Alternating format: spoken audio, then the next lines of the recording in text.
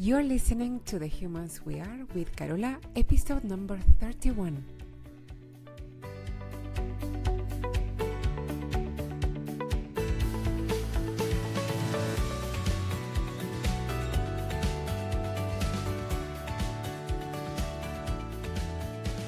Hello, humans! I hope you're having an amazing day today whenever you're listening to this. Welcome back. If you're already a listener of the show, I am so glad you're here for another episode of The Humans We Are. And if you're new to the show, I want to welcome you. And I want to confirm that you are in the right place if you want to have a different kind of relationship with yourself, with your body, with your future, with your past decisions, with the way that you are in the world and the way that you have been. And if there's anything that you'd like to change in that relationship with yourself, my aim is to support you in that too.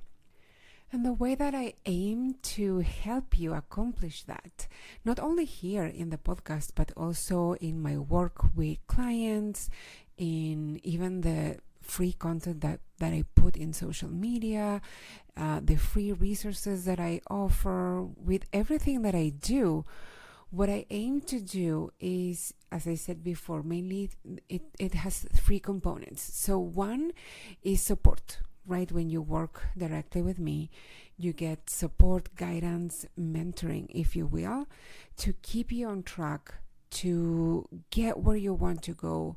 And when the going gets tough and you need to be reassured that you are on the right path, when the results are coming slower than you wanted them and you have that urge to quit on yourself and you need someone to tell you that you're getting there, that you are doing it right, to encourage you to stay the course, to redirect you to your wins and celebrate you all along the way and show you how far you've come.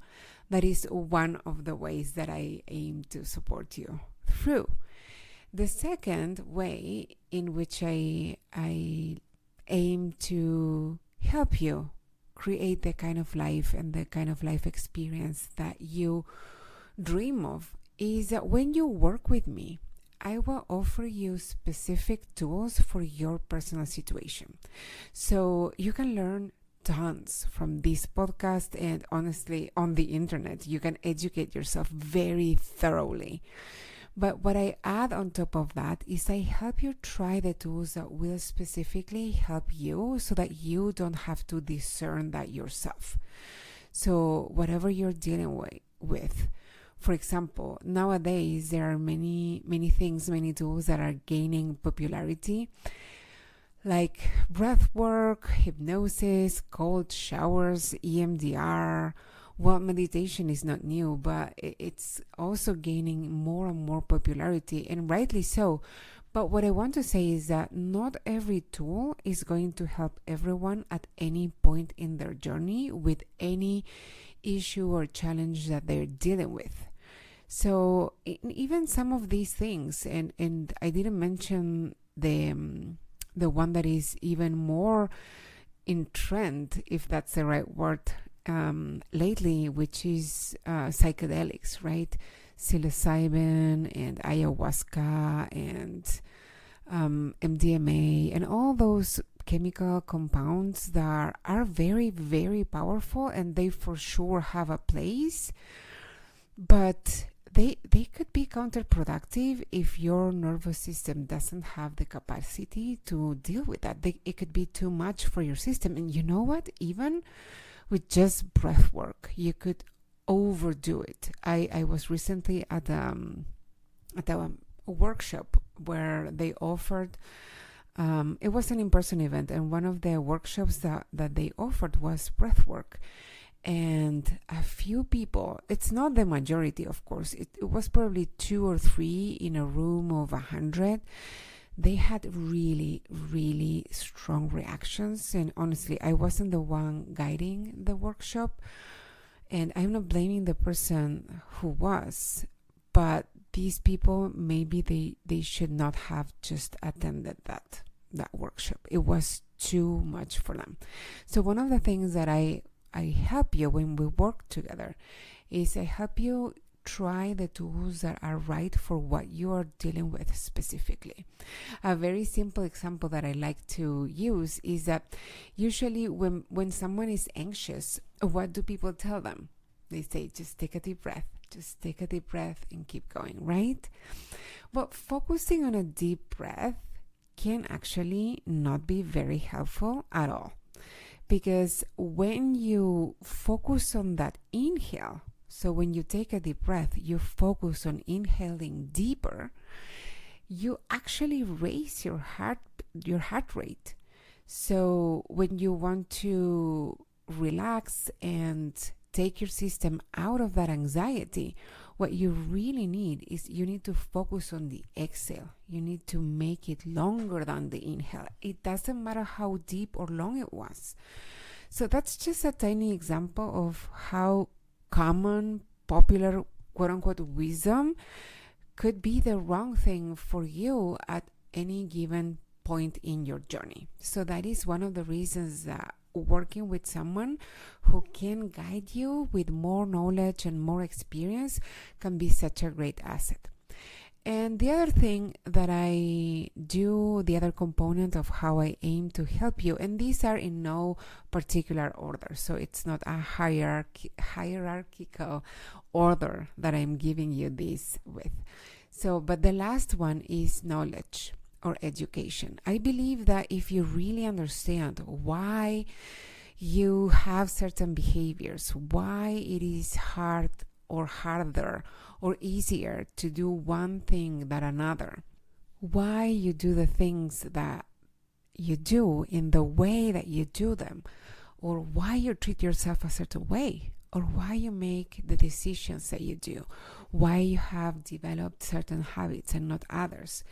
Even if you see clearly and intellectually that they don't serve you, but you keep doing them and you get frustrated with yourself, I really believe that if you understand why that is so, you are able to access a deeper level of compassion towards your human.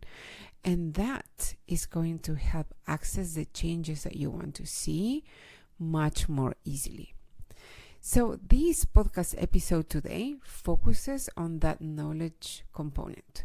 And this week, I want to help those of you who may frequently feel anxious, on edge.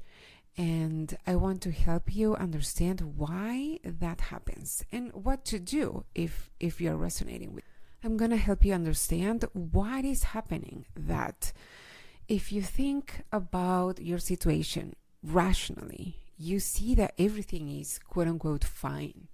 You have a good job, you have a successful business, you have food on the table, a roof over your head, a family to love, you have all or most of those things that you thought that you needed to be happy and fulfilled and at peace in your life, to feel like you made it, quote unquote, right? But instead of being able to rest and enjoy this amazing life that you have created, you still find yourself anxious, on edge, stressed, like you can't relax and enjoy it.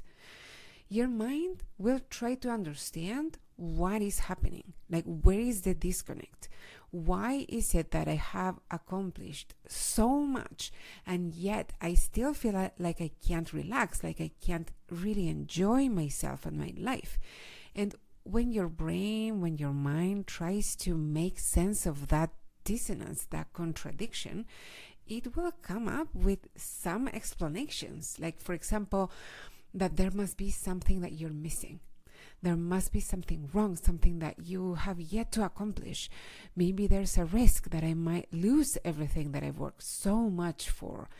And I might lose it all overnight. So that mindset of when is the other shoe going to drop, right? And how can I prevent it? And even if you know that it's not very likely that anything bad will happen, you will make the fact that you are feeling on edge mean that there must be something. Otherwise, you would feel good and confident, more at peace, more present, joyful, right? Wrong. Peace, joy, presence, happiness, trust. Those are not just triggered by the presence of an achievement, at least not sustainably or consistently. And you know this is true if you have ever had a goal that you thought, once I get this, and this could be anything, right? Like a promotion, a pay raise, you wanted to close a client, or marry your person, have a child. Once I have a certain amount of dollars in the bank, in my retirement account, etc., then I'm going to feel at peace, happy, content, fulfilled, etc. And then you got there, and the feelings you wanted, if they came up, it was kind of fleeting, short-lived. And you told yourself, maybe the goal wasn't the right one. Maybe I needed to achieve more, have maybe more money in the bank, maybe more clients. So we make it mean that the goal wasn't the right one and that it wasn't big enough. And that's how we end up in that hamster wheel. And we keep chasing the next goal and then the next one and then the next one. And we never stop and rest and enjoy everything that we have created so far because we don't know how to do that. So here's what I want you to consider. You will feel what your body has created the capacity to feel. You will sustain what your body has created the capacity to sustain. You will feel by default, and what I mean by that is what you will feel when you're not really paying conscious attention to it. You will feel how your nervous system has automated for you to feel by practicing over and over. And this is not something that you did consciously, so you don't need to blame yourself or beat yourself up for whatever is true for you right now. But you just need to notice it and get to know yourself and how your system is wired, because that's when you can start making any changes that you want. But first you need to be able to watch how it is already without being negative about it. Okay, and this is why it is so important to acknowledge what was going on when you were younger, because it's very likely that whatever wiring was created back then is still there, even if the circumstances have changed majorly. That's sort of like the bad news, quote unquote. For the most part, is that the wiring you have may very well be very outdated. You may have grown up poor and now you have achieved a better financial situation. Maybe you didn't have food consistently or good quality food, and now you do. You may have grown up with a violent, abusive, themselves traumatized parent or caregiver, but now you live with a partner that is mentally stable and healthy. You may have been left to cry it out in your crib, but you're not a baby anymore, and you don't need a mother or caregiver to soothe you now. You may have experienced or grown up with all sorts of traumatic situations, physical or verbal abuse, physical illness, mental illness of a caregiver or a close person, accident, surgery. Honestly, there's so much that could have happened that left a wiring in your system. And it doesn't need to be what we conventionally consider like a big trauma. It could be that maybe a teacher used harsh words to talk about you, to talk to you. Maybe you overheard a conversation that wasn't meant for you and they were talking about you and it really stuck with you. It could be that you fell on your bike and no one was there to help you. Or maybe there was someone else, but they didn't help you. Maybe they couldn't. Maybe they were just kids like you and they just didn't think that you needed any help, or they just didn't think to offer help. All those things, even like dental work when you were little, those things can be traumatic. And there's even pre-verbal trauma that you don't even need to remember what happened or have words to describe it because it happened before you acquired language. So the good news is that no matter what happened, it is possible to update that wiring and to release and heal the old wiring. And it is possible and it is available for you to amplify the capacity of your system to hold sensations and emotions in your body without that putting your whole system in fight, flight, or freeze again.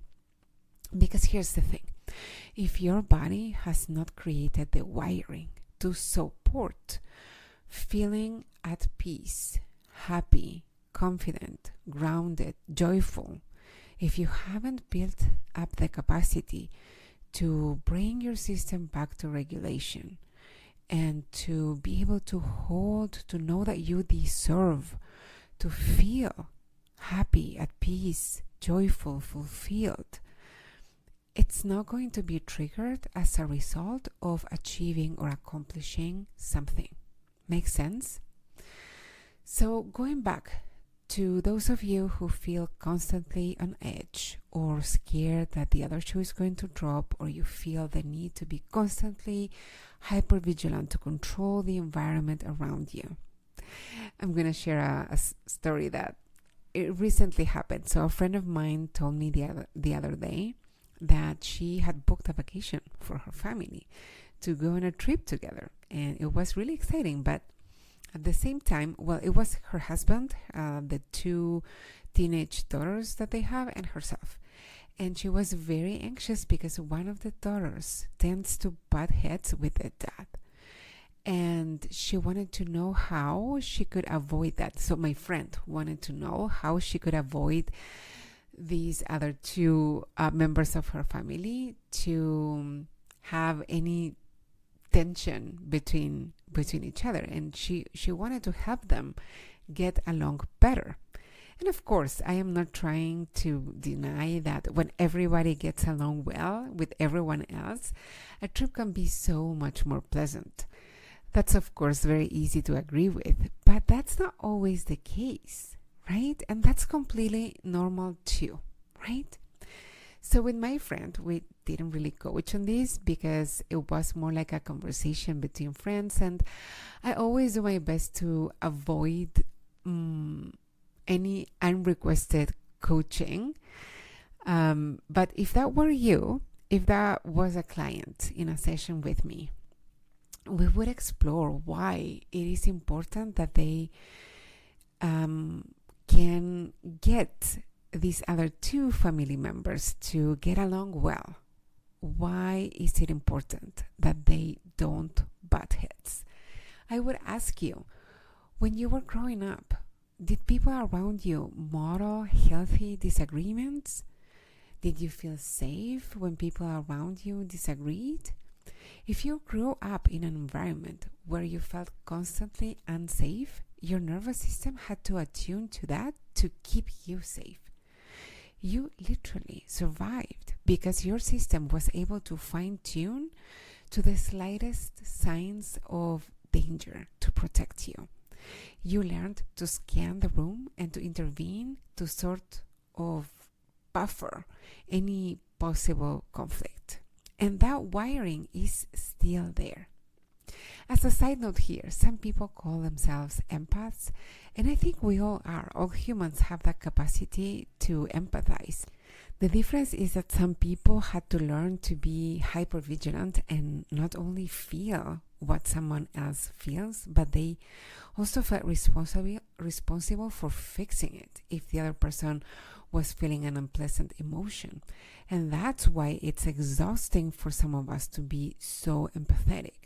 And other humans maybe had experiences where they had to numb that natural empathy to survive, and that's why they might feel more disconnected from other humans.